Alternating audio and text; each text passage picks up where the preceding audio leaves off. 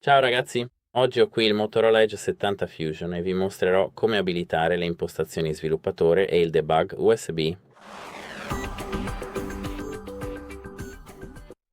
Per prima cosa dovete aprire le impostazioni sul vostro dispositivo. Ora scorrete verso il basso finché non vedete la sezione Informazioni sul telefono. Qui toccate dispositivo e identificatori e poi toccate numero build finché non vedete il messaggio Ora sei uno sviluppatore. Potrebbe esservi richiesto di inserire il vostro PIN, il vostro schema o la password. Ora sei uno sviluppatore.